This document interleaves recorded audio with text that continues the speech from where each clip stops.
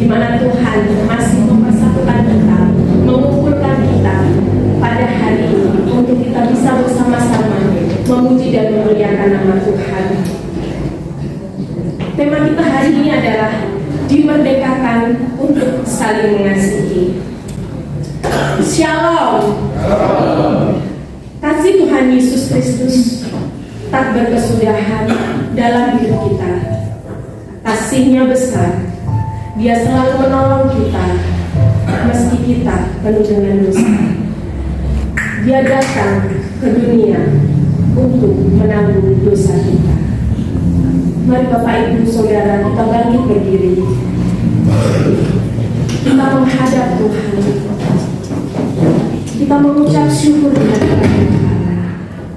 Mari kita datang di hadapan Tuhan dengan ucapan syukur karena kasih-Nya yang besar.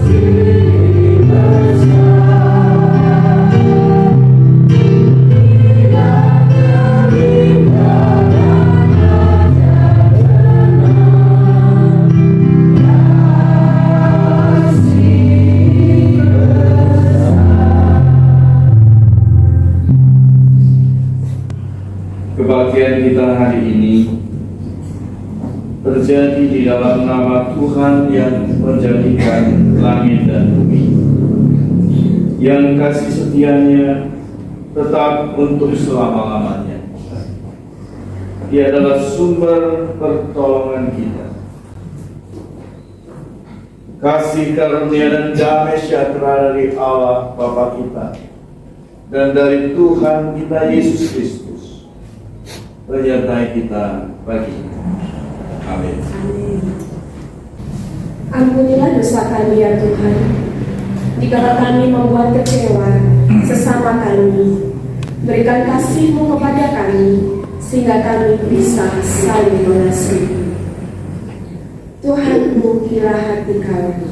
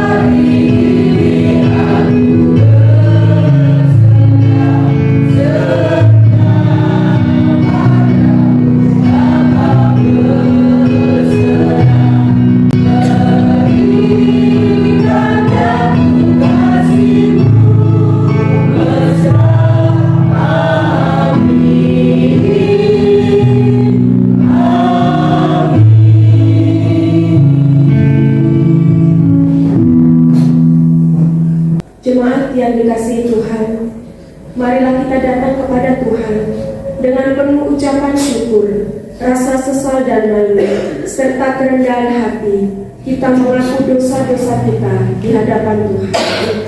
Mari kita berdoa. Bapa kami yang di surga, puji dan syukur kami naikkan kepadamu oleh karena kasih dan anugerah-Mu yang melimpah dalam kehidupan kami. Ya Tuhan Allah kami berterima kasih atas kekuatan dan rahmat-Mu yang olehnya kami telah disanggupkan untuk dapat melalui hari-hari yang penuh masalah dan pergumulan bersama Engkau. Kami juga berterima kasih atas setiap berkat jasmani maupun rohani yang senantiasa mengalir di sepanjang kehidupan kami. Ya Tuhan, kami bersyukur oleh karena kasih-Mu, Engkau telah memanggil kami untuk datang di tempat ini, beribadah bersama di hadapan Tuhan pada hari ini. Ya Bapa yang Maha Kudus dan penuh belas kasihan, kami mengaku di hadapan-Mu atas setiap kesalahan kami, baik dalam pikiran, perkataan, dan perbuatan, maupun atas ketidakmampuan kami, dalam mengasihi sesama kami dengan kasih yang tulus ikhlas. Kami mengakui segala kekurangan kami sebagai umat-Mu, kelemahan iman, ketidaksetiaan kami, pelanggaran dan kelalaian kami, sehingga telah membuat kami gagal untuk tetap hidup dalam ketaatan kepada-Mu. Ya Bapa yang Maha Kasih, kami mengaku kepada-Mu sebagai jemaat yang telah Kau kuduskan dan Kau utus ke dunia ini. Seringkali terjadi kesalahpahaman dan perselisihan di antara kami. Sikap mementingkan diri sendiri dan pudarnya pengharapan kami telah membuat kami tertutup dan tidak menjadi kesaksian bagi dunia ini. Ya Bapa yang rahmani, nyatakanlah kepada kami pengampunan dan damai sejahtera-Mu. Lepaskanlah kami dari dosa-dosa kami dan baharuilah hidup kami dalam Kristus Yesus, Tuhan dan Juru Selamat kami yang hidup. Amin. Kita biasanya ingin menjadi orang yang bebas dari semua aturan dan melakukan hal semau kita. Namun, tidak ada kemerdekaan tanpa peraturan. Kita tetap harus hidup dengan aturan tertentu, karena kita tidak hidup sendiri di dunia ini. Terlebih lagi sebagai orang percaya, kita sudah ditebus untuk menjadi orang yang hidup dalam pola baru, yaitu mengasihi Tuhan, diri sendiri, dan sesama. Kemerdekaan kita tidak boleh membuat kita saling menekan, menggigit, bahkan membinasakan. Karena kita mengaku sebagai orang yang sudah ditebus Tuhan dari dosa, maka kita harus mengasihi diri dengan menjaga kekudusan dan kesehatan kita. Kita mengasihi Tuhan dengan selalu bersyukur dan mengagungkan nama-Nya. Kita juga mengasihi sesama dengan melayani mereka. Itulah tanda kemerdekaan kita. Mari kita pujikan bersama perintah baru. Ada di antara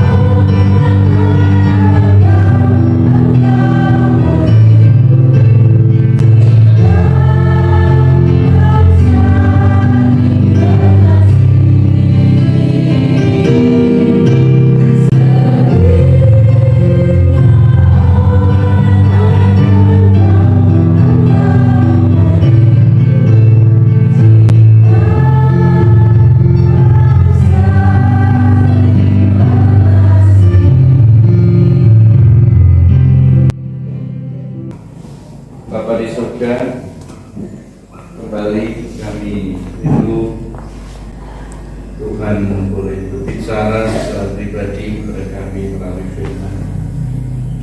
Biarlah hati kami boleh terbuka, telinga kami boleh mendengar suara Tuhan hari ini.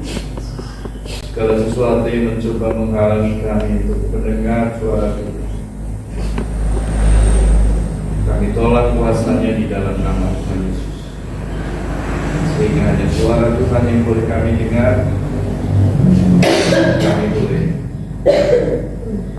diteguhkan, dikuatkan melalui firman. Urapi hamba-Mu yang akan menyampaikan firman Tuhan pagi ini, pakai lidah hamba-Mu untuk menyampaikan apa yang berkenan kepada-Mu. Dalam nama Tuhan Yesus Kristus kami serahkan seluruh waktu.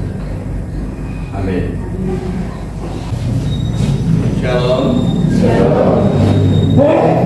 Pada pagi hari ini kita akan bersama-sama membaca satu bagian firman Tuhan di dalam surat Galatia pasal 5. Kita akan membaca ayat 13 sampai dengan ayat 15. Galatia 5 ayat 13 sampai dengan ayat 15. Saudara-saudara, memang kamu telah dipanggil untuk merdeka. Tetapi janganlah kamu mempergunakan kemerdekaan itu sebagai kesempatan untuk kehidupan dalam dosa. Melainkan layanilah seorang akan yang lain oleh kasih.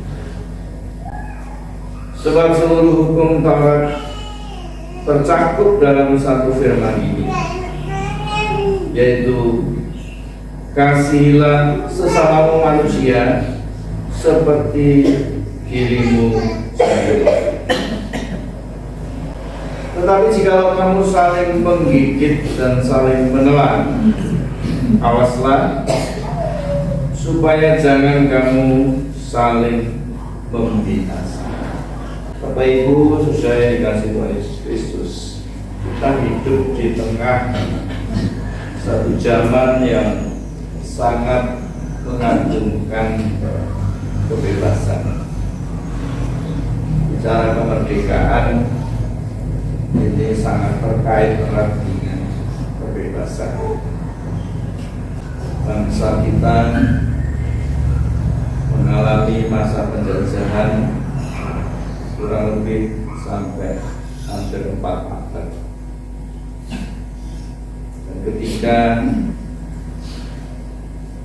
proklamasi kemerdekaan Indonesia disampaikan pada tanggal 17 Agustus tahun 1945 oleh wakil bangsa kita, yaitu Hatta, bacakan satu pernyataan kemerdekaan kurang lebih sekitar jam 10 pagi di Jalan Pegangsaan Timur nomor 56 di Jakarta. Itu menjadi satu momen yang sangat penting bagi seluruh bangsa Indonesia. Dan setiap tahun hari kemerdekaan itu diperingati. Dan tahun ini kita sudah memperingati untuk 78 tahun. Yang kita belum melihat Indonesia semakin hari semakin maju dan berjaya. Terlepas dari persoalan-persoalan yang terjadi baik di dalam negeri maupun di luar. Namun tidak bisa dipungkiri bahwa di zaman yang sangat mengagumkan kebebasan, orang merasa berhak untuk berkata, berbicara apa saja. Bahkan ketika mereka berbicara, mereka bisa mengatakannya di mana saja. Jadi tidak peduli apakah ini tempat yang tepat untuk saya bicara. Pokoknya yang penting saya ngomong. Yang penting saya berbicara. Bahkan bukan hanya bicara apa saja, berkata-kata apa saja, di mana saja, tetapi juga siapa saja dibicarakan.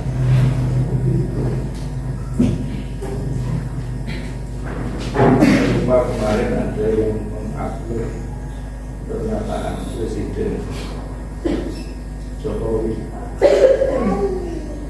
Apapun yang terjadi, saya tetap maju dalam artian saya tidak akan mundur sebelum pekerjaan ini selesai.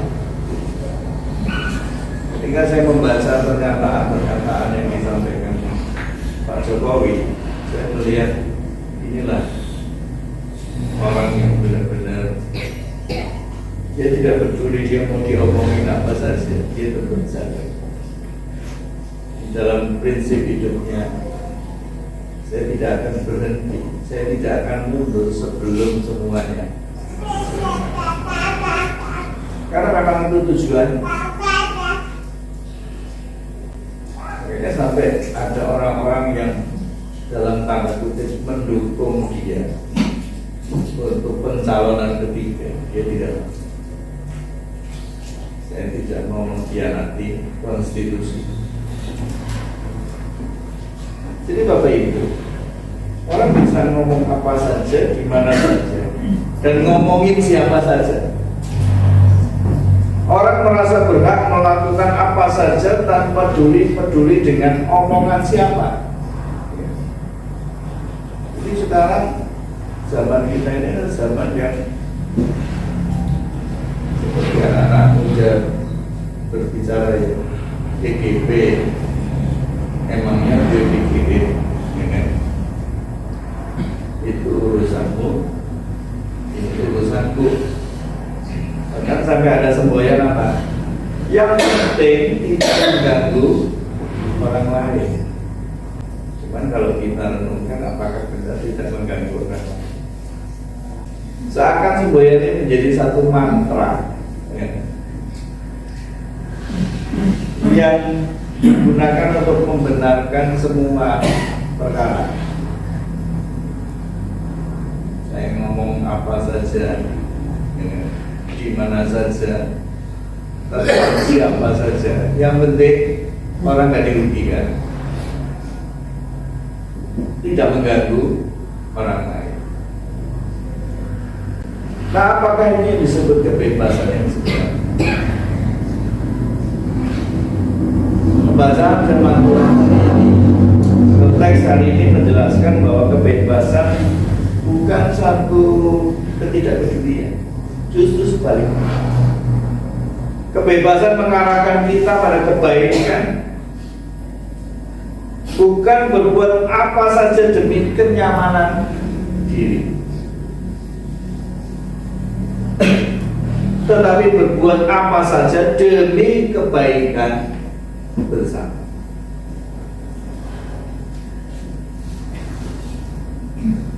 Di dalam ayat 13, khususnya di kalimat yang pertama, dikatakan, saudara-saudara, memang kamu telah dipanggil untuk merdeka. Mari kita renungkan hari ini, apa yang dimaksud dengan kemerdekaan di dalam Kristus. Di dalam teks aslinya ada kata ganti sebenarnya di sana, yaitu kata kamu. Kalau kita mendengar atau memperhatikan kata kamu, ini seolah-olah ini bentuknya hanya satu orang, tapi yang dimaksud di sini kami ini adalah kalian. Artinya lebih dari satu orang, jadi kumpulan, satu komunitas. Dan tentu saja yang dimasukkan di sini, yang ditekankan Paulus ini adalah bicara tentang jemaat Tuhan yang ada di Galatia. Apa yang ditekankan oleh Rasul Paulus ketika dia menekankan kamu dipanggil untuk merdeka. Apa yang sudah terjadi? Kalau kita membaca ayat-ayat sebelumnya, jemaat ini sudah mengalami satu tantangan. Karena ada sekelompok orang, dan orang itu bukan orang yang tidak beragama, bukan orang yang tidak mengerti firman Tuhan. Justru mereka adalah orang yang hidup di dalam keagamaan yang sangat taat. Bahkan mereka adalah para orang-orang yang setiap harinya itu bukan hanya membaca, tetapi mereka itu menyelidiki firman Tuhan. Tetapi justru mereka ini mengajarkan pengajaran yang akhirnya tidak lagi berpedoman pada firman Tuhan, tetapi berpedoman pada tradisi. Yaitu siapa? Yaitu sekelompok orang Yahudi. Kalau kita membaca di dalam keempat Injil, Tuhan Yesus seringkali dikonfrontasi dengan orang-orang Farisi, para ahli Taurat, dan orang-orang Yahudi pada umumnya.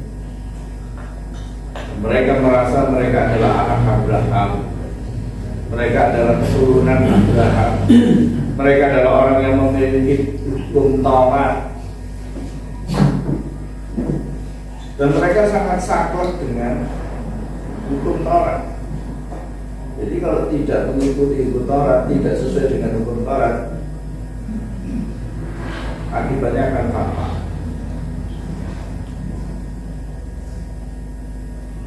Nah, dari sini mereka mengajarkan salah satunya adalah walaupun orang sudah percaya Tuhan Yesus, dia harus tetap disunat karena itu tradisi Yahudi. Mereka selalu mendasarkan ini adalah menurut hukum Taurat. Jadi percaya Tuhan Yesus saja tidak cukup kalau orang itu belum disunat. Jadi bagi mereka ini yang benar.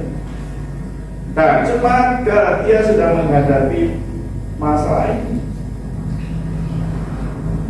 Bahkan Rasul Paulus di dalam pasal 1 mengatakan ada orang yang mengajarkan Injil yang lain. Jadi kalau mau dirangkumkan, ya, mereka ingin mengajak jemaat kembali kepada legalisme Yahudi, bahwa perkenanan Tuhan itu ditentukan oleh kesalehan manusia, oleh kebaikan manusia. Jadi Tuhan itu berkenan kalau manusia ini baik, kalau manusia ini hidup saleh. Memang tidak ada yang salah dengan kebaikan dan kesalehan, dan memang seharusnya orang yang mengenal dan percaya Tuhan itu harus hidup baik dan saleh. Tetapi kebaikan dan kesalehan ini bukan untuk mendapatkan perkenan. Makanya Rasul Paulus menegaskan, kami itu sudah dimerdekakan. Bahkan tidak ada seorang pun yang sanggup untuk mentaati hukum Taurat. Bahkan Tuhan Yesus sendiri katakan apa? Satu iota pun di dalam hukum Taurat itu tidak aku tiadakan. Bapak Ibu tahu, iota itu adalah huruf yang paling kecil di dalam abjad Yunani. Kalau Bapak Ibu pergi ke swalayan, salah satu nama swalayan di kesamping ini beta, ya, beta swalayan, itu adalah salah satu huruf Yunani. Bapak Ibu pernah baca alfa, beta. Bapak Ibu yang belajar IPA ada gamma, ada lambda, itu abjad-abjad Yunani. Bapak Ibu yang beli susu untuk anaknya, ini ada omega 3 sampai omega 9. Omega itu adalah juga huruf Yunani. Bapak Ibu yang belajar tentang matematika, ada rumus untuk mencari luas lingkaran itu dipakai huruf pi, itu juga abjad. Yunani, sebenarnya walaupun kita itu tidak belajar khusus bahasa Yunani, kita sudah menggunakan dalam keseharian kita, dalam keilmuan kita. Nah, di dalam teks Yunani itu abjadnya ini iota ini adalah huruf yang paling kecil, makanya saking kecilnya dikatakan seperti titik. Dan Tuhan Yesus itu tidak meniadakan, tetapi Yesus itu adalah penggenapan seluruh hukum Taurat. Jadi siapa yang percaya kepada Tuhan Yesus, dia tidak terikat dengan hukum Taurat. Dia dibebaskan dari hukuman hukum Taurat. Tetapi jangan salah, kewajiban-kewajiban itu tetap harus dilakukan. Bapak Ibu tahu ketika Musa menerima 2 lot batu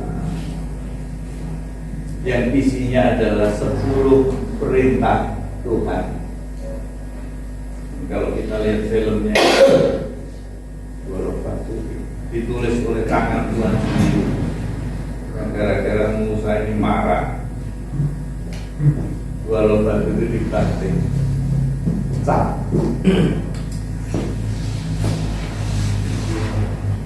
2 lot batu yang di dalam tabut perjanjian itu bukan yang asli, tapi yang salinan yang ditulis oleh Musa. Hebat ya Musa ini bisa ngapal perintah Tuhan. Apakah ada di antara Bapak Ibu yang hafal?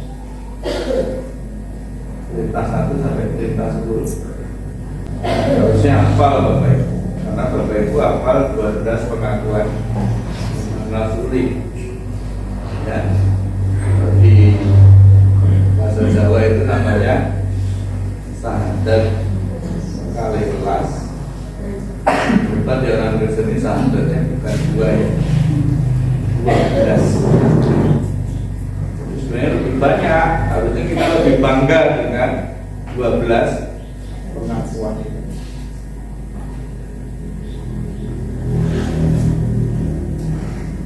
Nah, tapi apa yang jauh lebih penting dari itu? Yesus adalah penggenapan hukum Taurat. Jadi ketika orang itu percaya kepada Tuhan Yesus, dia itu dimerdekakan dari hukuman, tuntutan hukum Taurat. Karena semua tuntutan hukum Taurat ini sudah terhisap di dalam diri Tuhan Yesus.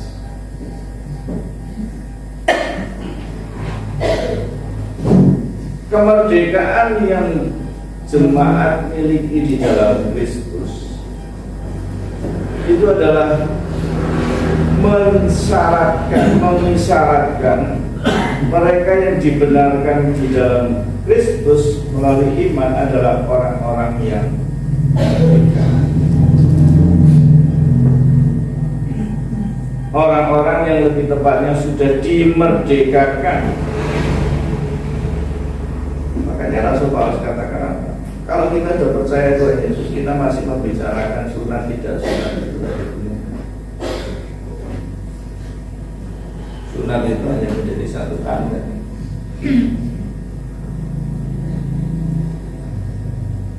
Jadi Bapak Ibu, kegagalan menaati seluruh tuntutan hukum Taurat itu sebenarnya sudah diselesaikan oleh Allah melalui Tuhan kita Yesus Kristus. Allah mengutus anaknya sebagai manusia yang takluk kepada hukum Taurat, supaya anaknya itu memenuhi semua tuntutan Taurat.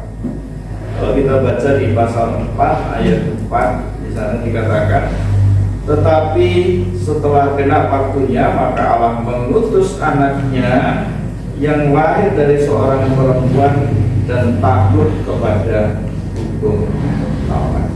Kebenaran Kristus diperhitungkan menjadi kebenaran kita.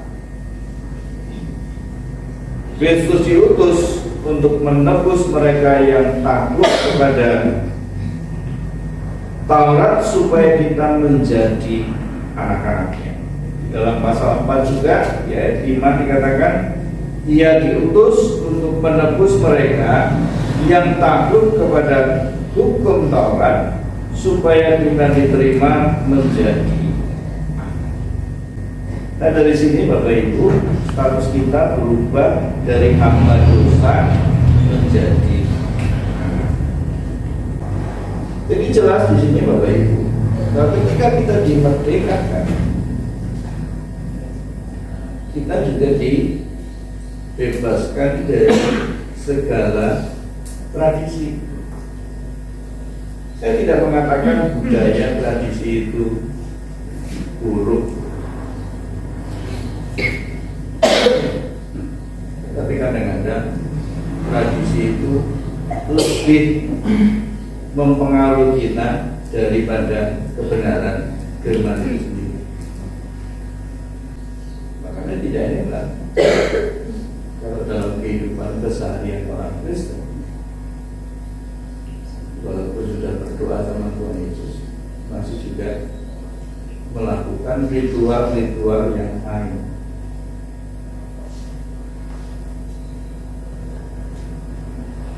Yang katanya harus tetap diikuti. Karena apa? Ini adalah warisan leluhur. Nanti kita tanya sama orang tua kita jawabannya ya sama, warisan leluhur. Kan kalau kita bisa ketemu dengan leluhur kita tanya lagi, jawabannya juga nggak beda, dia tetap warisan leluhur.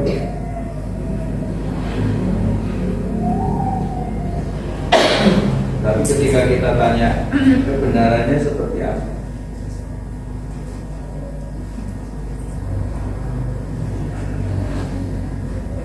kenapa kita lakukan? Yo wis ket biyen yo ngono.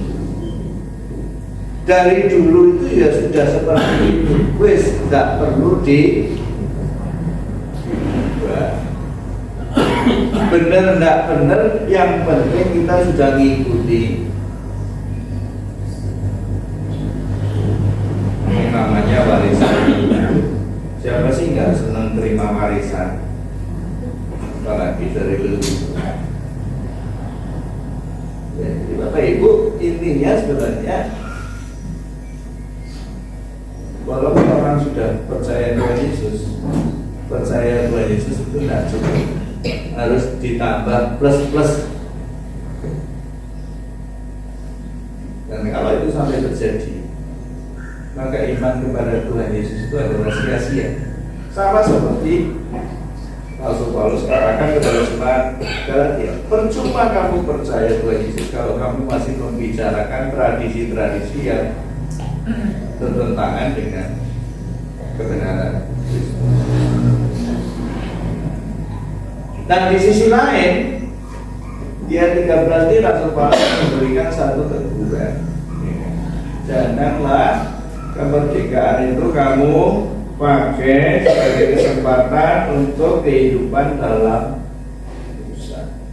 Nah, ini di sisi yang lain ada orang yang nggak cukup saja percaya Tuhan Yesus, tapi juga tidak berbuat apa-apa. Dan saya sudah merdeka, saya sudah dibebaskan. Jadi saya bebas, saya ini orang bebas. Saya bisa melakukan apa saja. Apalagi ditambah Tuhan Yesus itu kan Tuhan yang maha pengasih, maha penyayang, maha mengampuni. Ya, semua maha disebut. Hanya satu yang nggak disebut, maha murka. Kita senang kalau Tuhan itu sayang-sayang kita, makanya ada lagunya yang sayang, aku disayang Tuhan. Coba lihat Tuhan marah. Kotek gue marahin saya. Makanya dia tidak melakukan apa. Bahkan dia melakukan dengan pemikiran, toh nanti Tuhan mengampuni saya. Dengan kata lain, betapa murahnya itu pengampunan Tuhan. Kita aja kalau memaafkan orang ya, kita sampai batasnya sampai SP3 tuh. Sekali dimaafkan, 2 kali dimaafkan, 3 kali tanpa ampun. Sampai apa? Kok sampai mati? Aku tidak akan memaafkan. Jadi meninggal itu bahwa sampai nanti saya akan orang ini masuk surga. Bawa sakit hati ke surga. Seandainya itu masuk surga, hanya ada kapling khusus untuk orang sakit hati. Kalau sampai itu terjadi, apa artinya pengampunan? Ya, jadi di sisi yang lain seperti itu, tidak melakukan apa-apa atau berbuat sesuatu dengan pemikiran Tuhan itu mengampuni saya karena saya sudah merdeka. Nah, oleh karena itu Bapak Ibu, apa yang seharusnya kita lakukan? Respon apa yang seharusnya kita ini yang sudah dimerdekakan? Apa yang harus kita lakukan? Harus diakui bahwa kebenaran di dalam Kristus itu adalah satu fakta yang tidak bisa dibantah. Karena Tuhan Yesus sendiri katakan apa? Akulah jalan, akulah kebenaran, akulah hidup. Tidak ada yang sampai kepada Bapa kalau tidak melalui. Kebenaran di dunia ini tidak benar-benar kebenaran yang absolut, artinya yang sesungguhnya. Kebenaran sejati itu hanya di dalam Tuhan Yesus, karena Dia Tuhan. Kalau di dunia ini orang mengatakan dirinya adalah orang yang benar, itu belum mutlak, karena dia masih melakukan kesalahan. Jadi pada faktanya kebenaran di dalam Kristus tidak bisa dibantah. Kristus melakukan segalanya bagi kita. Nah, berdasarkan karya Kristus itulah Allah menerima kita apa adanya. Ini penting, penting. Tuhan itu menerima kita apa adanya, bukan ada apa. Artinya, apapun keadaan kita Tuhan terima.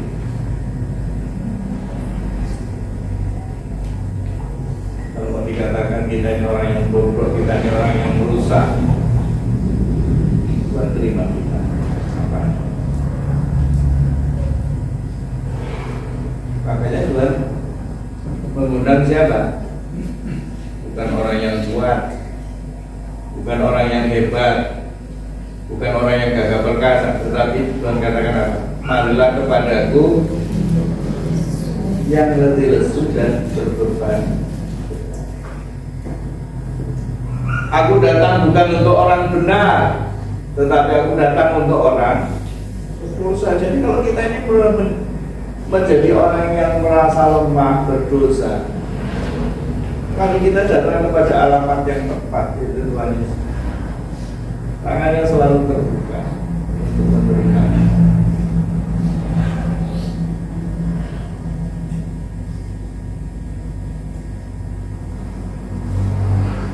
Jadi jangan menunda itu. Justru keadaan kita tidak baik, inilah kita datang kepada Tuhan. Nah, seringkali kita melakukan sebaliknya ya. Kita merasa baik, kita datang kepada Tuhan. Kita merasa nggak baik, kita nggak datang sama Tuhan. Kalau pikiran kita, hati kita lagi kacau, kita nggak datang sama Tuhan. Tapi kalau keadaannya baik-baik, kita datang sama Tuhan.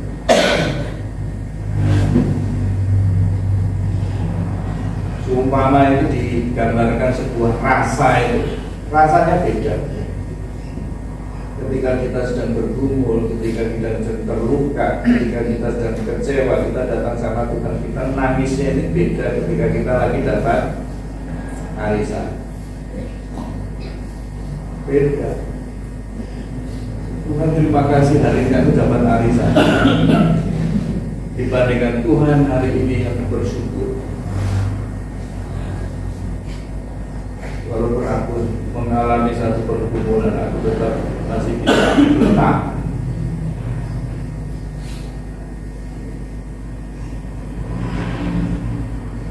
Kan kecenderungan manusia sebenarnya kan menceritakan yang buruk-buruk ya.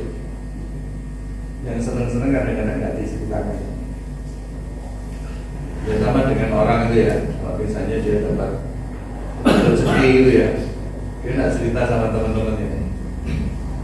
Tapi kalau lagi utangnya numpuk itu cerita ke senang-senang.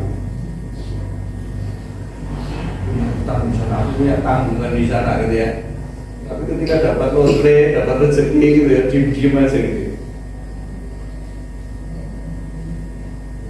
Jangan diaminkan ya, nanti terjadi. Jadi kita yang sudah dimerdekakan itu, kita diterima oleh Tuhan apa adanya. Oleh karena itu harus ada respon yang positif dari kita. Paling tidak ada 3 yang bisa kita lakukan. Yang pertama, di dalam ayat 13 dikatakan apa? Di sana ada larangan untuk membuka kesempatan bagi dosa. Jadi kalau sudah dibebaskan ini, jangan memberi peluang sama dosa.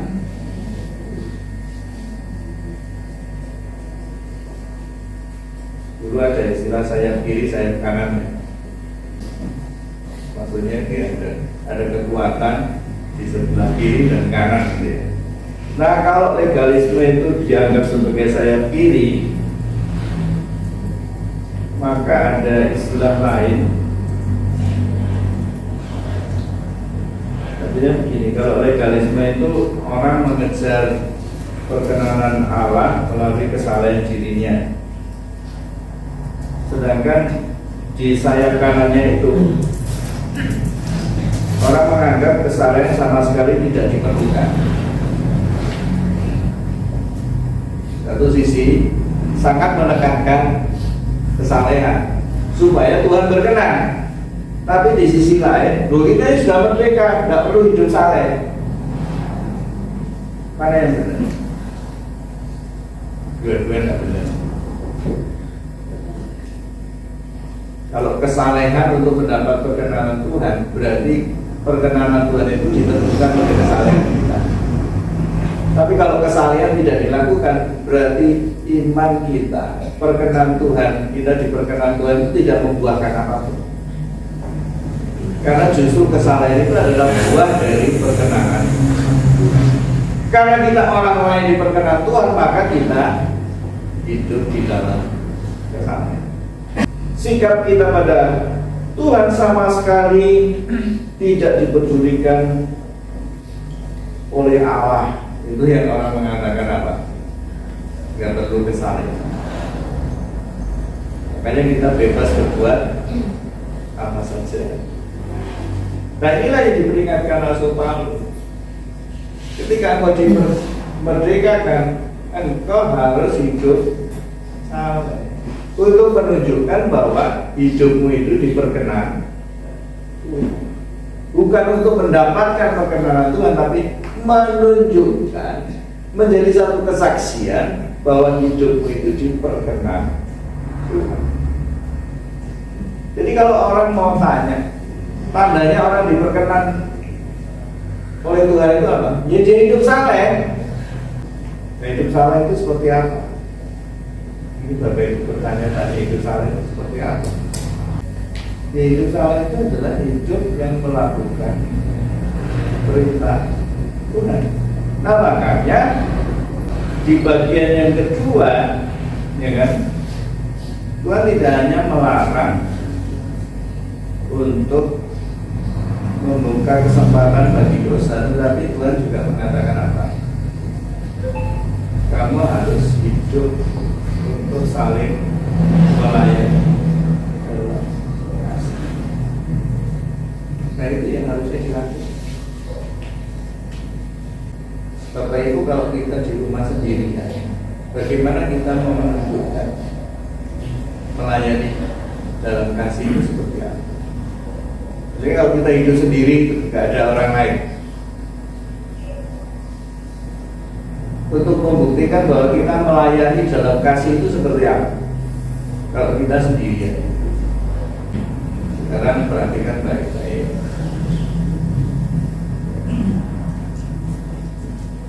Di dalam ruangan ini, siapa di antara Bapak Ibu Saudara yang hadir di dalam ruangan ini yang Bapak Ibu tidak selalu mengenal dia?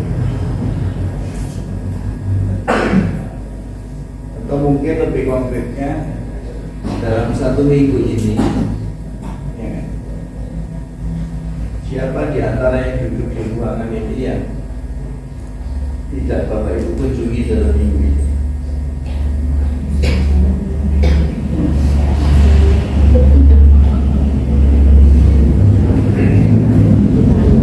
Katanya kita persekutuan.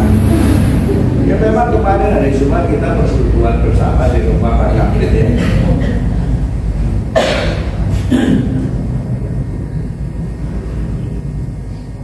Tapi setelah selesai persekutuan, apa yang kita rasakan? Nah, saya selesai persekutuan kenyang.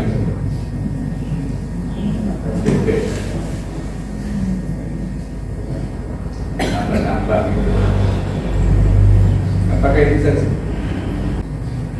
Kemarin saya tidak punya banyak waktu berbicara dengan Pak Supi, tapi paling ada beberapa menit kami ada bicara. Ada momen-momen di mana jujur aja kita kadang-kadang lewatkan. Jadi bukan soal maksudinya gitu ya. Kadang-kadang kita bicara persekutuan, tetapi ada hal-hal yang kita lewatkan. Karena kita terlalu memikirkan diri. Kalau mau lebih konkret lagi, kadang-kadang ketika kita ketemu dengan saudara seiman itu, kita selak ini, selak itu, selak ini, selak ini. Tidak ada satu, belum sampai kepada satu, oh iya ya, saya ketemu seminggu sekali ya, kayaknya saya pengen ngomong sama orang ini, atau saya pengen cerita sama orang ini, kayaknya ini orangnya enak ya diajak cerita. Setelah itu kita tidak akan merasakan kehidupan persekutuan kalau kita hanya merasa bahwa kebutuhan saya terpenuhi gitu. Bapak Ibu, di dalam 2 loh batu itu ada 2 kasih. Loh batu yang pertama itu berisi kasih kepada Tuhan. Loh batu yang kedua itu kasih kepada sesama. Ini sebenarnya bobotnya sama. Orang yang mengasihi Tuhan itu akan nampak ketika dia mengasihi sesama. Ketika orang mengasihi sesamanya, kasih akan Tuhan ini juga akan nampak. Tidak bisa ini dua-duanya atau salah satunya itu diartikan. Nah, kita bergerak di mengasihi sesama. Apa bunyinya? Kasihilah sesamamu seperti standarnya apa? Diri sendiri lah. Apa yang kita dapatkan dari ayat, dari kalimat ini? Mengasihi sesama seperti dirimu sendiri. Apa yang kita dapatkan? Bahwa kita akan sanggup mengasihi sesama kalau kita ini mengasihi diri sendiri. Jangan seperti orang yang kebablasan gitu ya. Katanya Tuhan berkata, kalau orang menampar pipi kananmu, berikan pipi kirimu, ya kan? Kalau orang minta bajumu, berikan jubahmu. Kalau orang maksa kamu jalan 1 mil, berjalanlah bersama dengan dia 2 mil. Hidup ini kan harus excellent, Pak. Artinya apa? Memberikan lebih daripada apa yang diminta, tetapi bukan kemudian menelantarkan diri sendiri.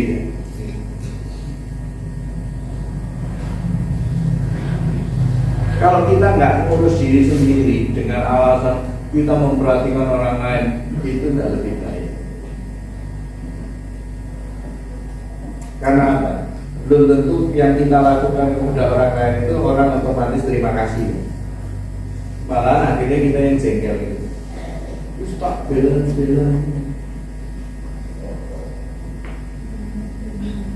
Kita terima kasih saja. Ini kita jadi kecewa. Karena apa?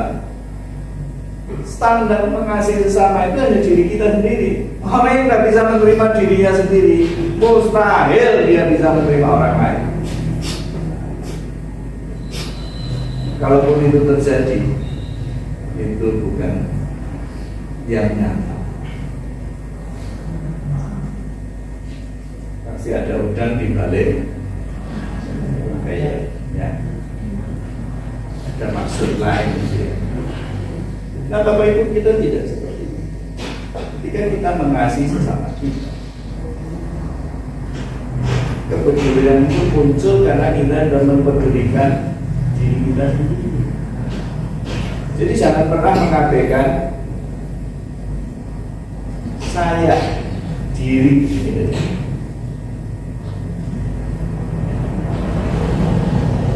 Tadi pagi waktu saya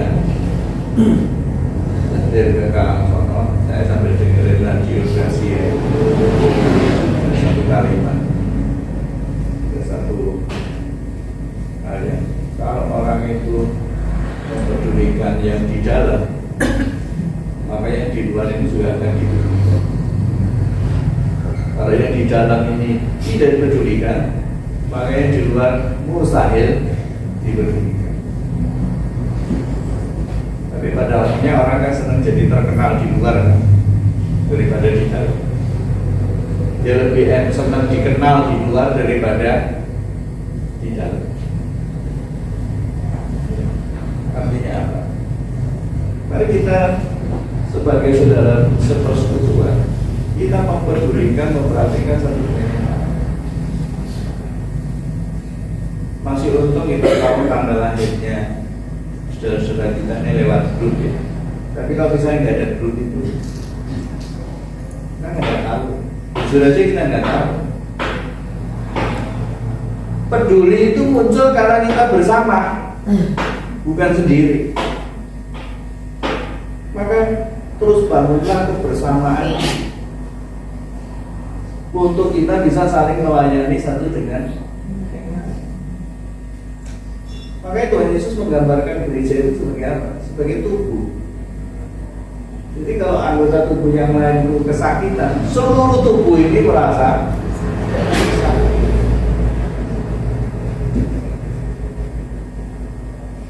Mari kita bertanya kepada diri kita sendiri, kepada masing-masing kita bertanya. Ketika saudara saya sakit, saya kerosot.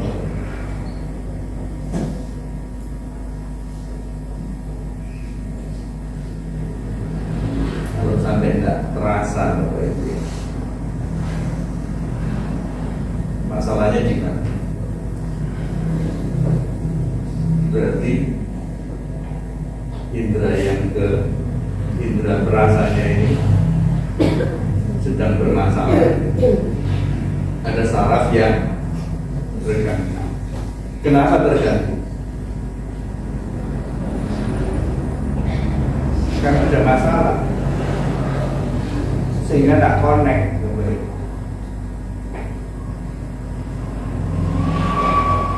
Bapak itu kalau sedang mau nelpon seseorang, kemudian jaringannya itu jelek, padahal itu sampai kita naik. Apa yang lagi cari sinyal? Kalau saya lihat orang kayak gitu, saya bilang gini, pasti ada yang lupa waktu kamu beli pulsa. Itu apa? Kamu nggak beli sinyal. Harusnya kamu beli pulsa plus sinyal. Ya. Kenapa jaringan itu jelek? Bisa jadi karena ada masalah cuaca. Bapak Ibu, kalau Bapak Ibu perjalanan dari sini ke Sararejo, ya kan? Saya tak tahu apakah Bapak Ibu mengalaminya. Ketika kata kita sampai di ojekan kayu itu ya, sampai dibelokan mau arah sampai sebelum pom itu sinyal hilang.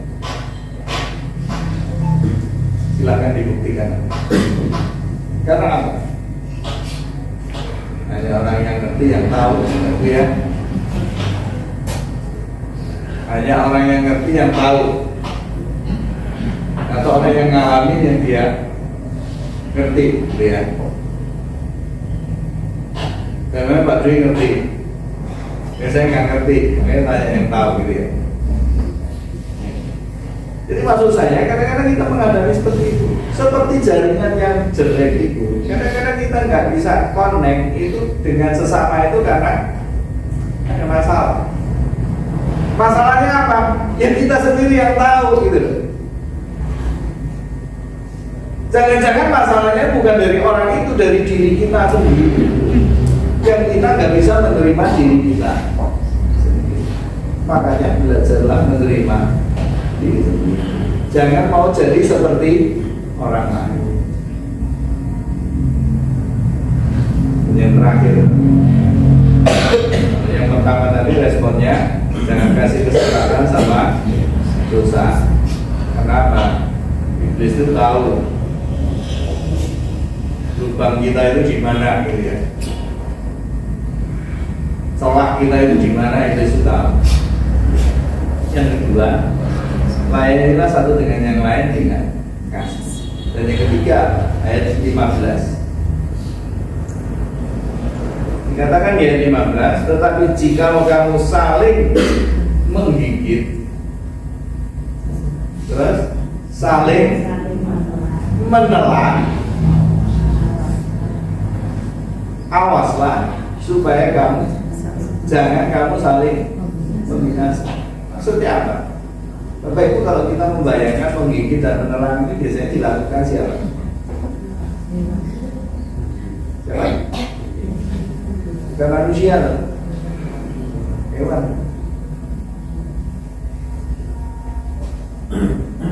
Kita bukan itu.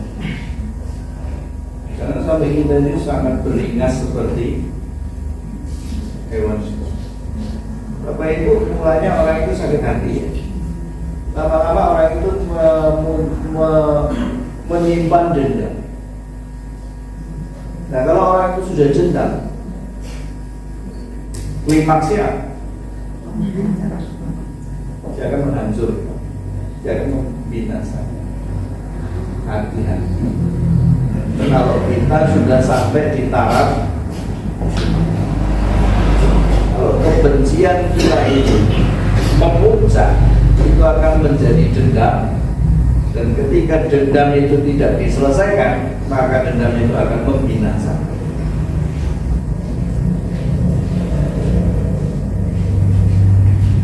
Nah, oleh karena itu, dari semua yang saya sampaikan pada pagi hari ini, kita ini dimerdekakan, tujuannya untuk kita saling mengasihi.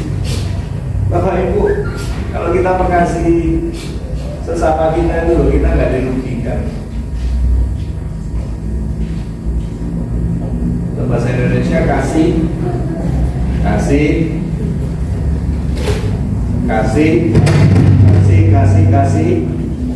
ya, kasih itu berarti kan memberi itu.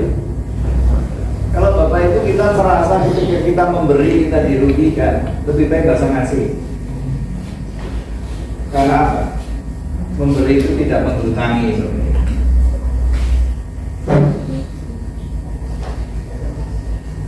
kata lain, apa sih ruginya membuat orang senang? Apakah kita rugi kalau orang itu senang? Kemarin sore saya ke Pelampangan, di halte-halte yang dibangunkan ada tulisan. Salah satunya yang saya baca, ojo seneng deleng wong susah.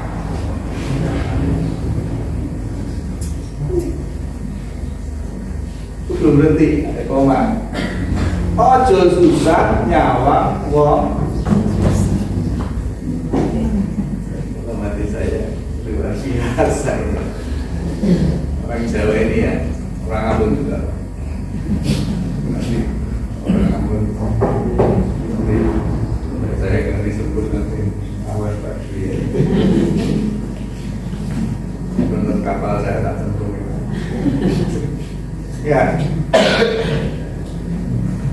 Ojo seneng nyawang wong susah, ojo susah nyawang wong seneng. Jangan kita senang lihat orang susah, tapi juga jangan kita susah karena gara-gara lihat orang senang. Artinya apa? Kalau kita bisa menyenangkan orang itu kan, itu nggak menyusahkan kita, tidak merugikan kita. Malahan apa? Itu akan membuat kita. Mari Bapak Ibu, mulai hari ini buat hati kita senang, supaya kita bisa menyenangkan orang-orang sekitar kita. Di pulang ini sampai di rumah, tanya ke orang rumah, apa yang membuat kamu senang?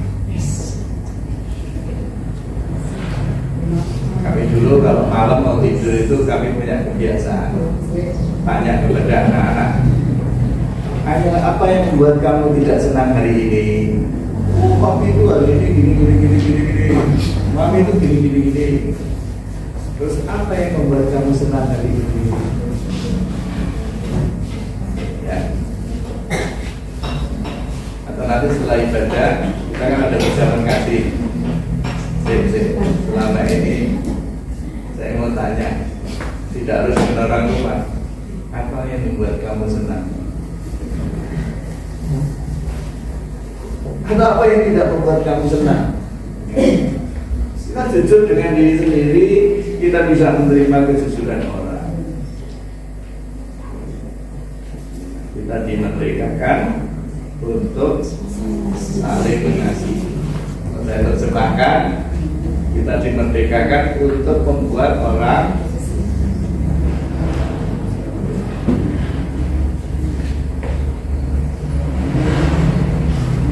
merdeka. Merdeka. Ya, Bapak Ibu, kita masih ingat kata-kata Bung Karno, kalau jadi orang Hindu jangan jadi orang India.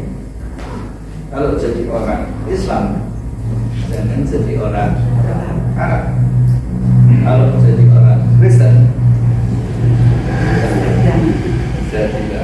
jangan jadi orang Yahudi. Jadilah orang Indonesia, Nusantara. Mari kita berdoa. Tuhan, kami bersyukur untuk kemerdekaan yang Tuhan telah anugerahkan kepada kami. Bersyukur untuk pertolongan Tuhan dalam kehidupan kami. Kami dimerdekakan untuk kami boleh hidup saling mengasihi satu dengan yang lain, terutama di dalam kehidupan bersama, persekutuan dengan saudara-saudara kita. Kita sukacita ini boleh kami nikmati dalam sepanjang kehidupan kami bersama dalam persekutuan Tuhan dan juga dengan saudara-saudara. Terpujilah ya Tuhan seluruh kebenaran firman-Mu hari ini. Di dalam nama Tuhan Yesus kami berdoa. Amin. Amin. segala tempat dan atas. Kita akan bersama-sama mengucapkan pengakuan iman Rasul. Aku percaya kepada Allah, Bapa yang Maha Kuasa, Tuhan dan bumi, dan kepada Yesus Kristus, Anaknya yang tunggal Tuhan kita, yang dikandung dari Roh Kudus, lahir dari anak Maria, yang menderita sengsara, di bawah pemerintahan Pontius Pilatus, disalibkan, mati dan dikuburkan, turun dan pada hari yang ketiga, akan dibangkitkan dari antara mati, naik ke surga, duduk di sebelah kanan Allah, Bapa yang Maha Kuasa, dan dari sana Dia akan datang untuk menghakimi orang yang hidup dan yang mati. Aku percaya kepada Kristus, Gereja yang kudus dan persekutuan orang kudus, pengampunan dosa, kebangkitan tubuh, dan hidup yang kekal. Amin. Saudara-saudara, mari kita membawa persembahan syukur kepada Tuhan dengan mengingat nasihat Rasul Paulus dalam Yunus 2 ayat yang ke-9. Tetapi aku dengan ucapan syukur akan kupersembahkan kurban kepadamu. Apa yang kunasarkan akan kubayar. Keselamatan adalah dari Tuhan. Kita bersama-sama akan berikan persembahan. Dan kita akan iringi dengan pujian hidup kita yang benar, mulai dari bangku sebelah timur, tengah, dan barat.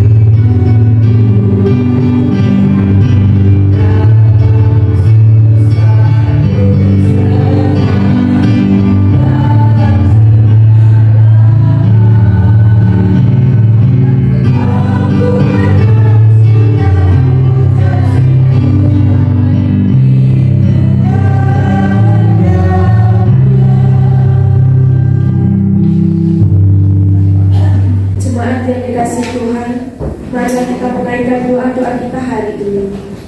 Yang pertama kita akan berdoa untuk gereja di seluruh dunia, khususnya Indonesia, pemerintahan bangsa dan negara, pekabaran Injil, dan jemaat setempat.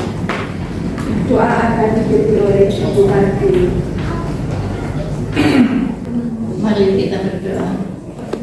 Ya Tuhan Yesus yang bertata di dalam kerajaan surga, puji syukur kami menaikkan padamu ya Tuhan atas kasih karuniamu, kasih pemeliharaan Tuhan sepanjang minggu ini. Ternyata hari ini kami bisa berkumpul bersama untuk bersekutu bersama jemaat yang lain. Tolong Tuhan Yesus, sebelum kami panjatkan doa-doa sahabat kami, dan hati dan pikiran kami, ampuni semua dosa-dosa kami dan maafkan segala kesalahan-kesalahan kami pada Tuhan. Tuhan Yesus, kami hari ini mau berdoa untuk jemaat di tempat ini. Tolong yang saat ini ada pergumulan masalah ekonomi, biarlah Tuhan sendiri akan mencukupkan semua kebutuhan ekonomi, masalah ekonomi jemaat di gereja ini.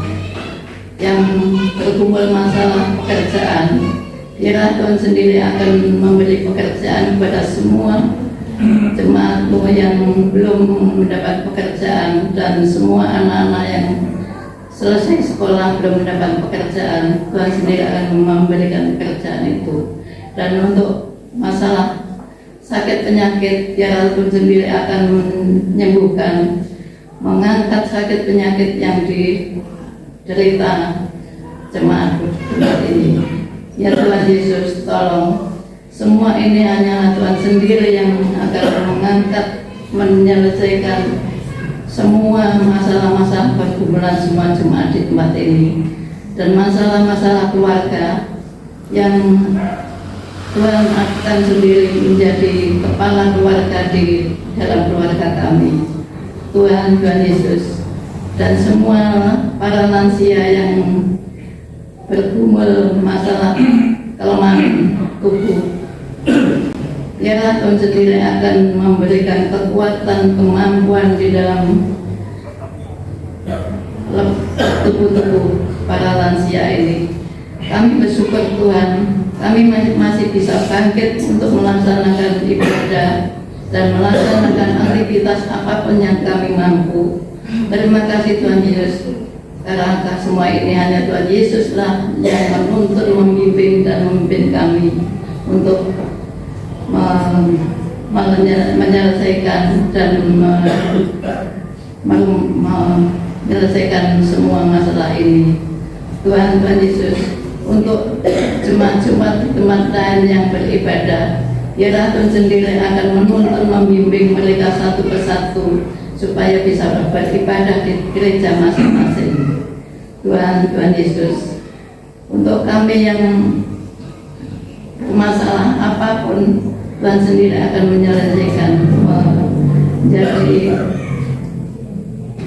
menyelesaikan semuanya. Tuhan, untuk firman Tuhan yang dibawakan oleh hamba-Mu, maupun hamba-Mu yang membawa firman Tuhan, OHP, singer maupun liturgi, Tuhan sendiri akan memimpin, membimbing mereka satu persatu supaya kami bisa memberikan berkat kepada kami semua yang mendengarkan. Untuk hamba-Mu Pak Dwi dan keluarga di tempat ini, jemaat di tempat ini, biarlah Tuhan sendiri akan mendengarkan firman Tuhan yang dibawakan oleh Pak Dwi dan juga semua keluarga Pak Dwi dan juga semua kedua putra mereka di dalam pergumulannya, biar sendiri menjadi contoh teladan untuk para lingkungan yang di pergaulannya. Ya Tuhan Yesus, jadikan firman Tuhan ini teladan bagi kami semua. Hanya Tuhan Yesuslah yang menuntun, membimbing kami semuanya di dalam firman Tuhan yang dibawakan oleh hamba-Mu. Tuhan Yesus, untuk masalah bangsa dan negara yang saat ini sedang memperingati 78 tahun yang silam. Tuhan akan memberikan pemimpin yang lebih baik lagi, dari mulai Pak Presiden, Menteri, para pemimpin-pemimpin yang paling bawah. Tuhan berkatilah supaya beliau bisa memimpin kami semua yang lebih baik lagi, pemimpin yang takut akan Tuhan Yesus. Apapun yang dilakukan beliau-beliau itu bisa menjadi teladan dan pemimpin yang lebih baik bagi kami semua rakyat Indonesia ini. Tuhan Yesus, dengarkanlah semua permohonan kami dan doa kami. Karena Tuhan Yesus adalah sumber pengharapan kami. Hanya Tuhan Yesus adalah sandaran kehidupan kami. Kalau ada roh jahat, roh kegelapan, orang jahat yang di dalam firman Tuhan itu tidak mendengarkan firman Tuhan, rasa bosan, mengantuk, atau roh jahat yang mengganggu hati dan pikiran kami usir, tengking, musnahkan semua yang mengganggu hati dan pikiran kami, supaya kami konsen di dalam mendengar firman Tuhan ini.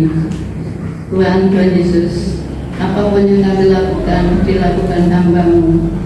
Ini hanya demi lebih dekat lagi kepada Tuhan Yesus. Tuhan, hanya di dalam nama Tuhan kami, Tuhan Yesus, kami semua mohon dan berdoa kami. Haleluya, amin. Kami berdoa untuk Bapa kami.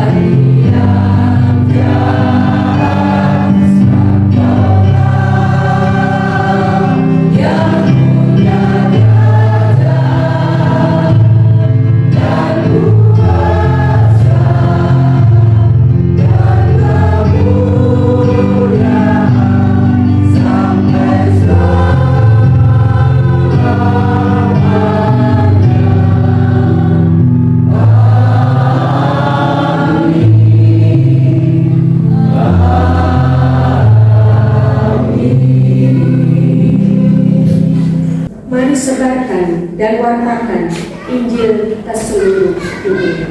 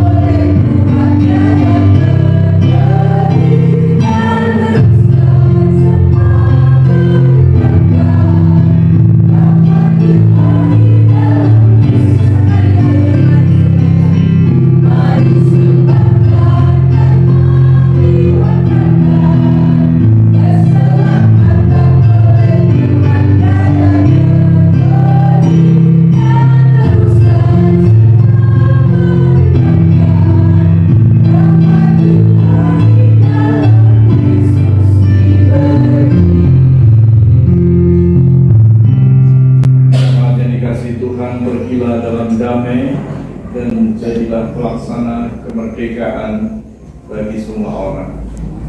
Hiduplah sebagai orang merdeka dan jangan lagi menghambakan diri dalam dosa. Terimalah berkat Tuhan. Damai sejahtera Allah yang melampaui segala akal akan mengawali hati dan pikiranmu dalam Yesus Kristus sekarang ini sampai selama-lamanya. Amin. Haleluya.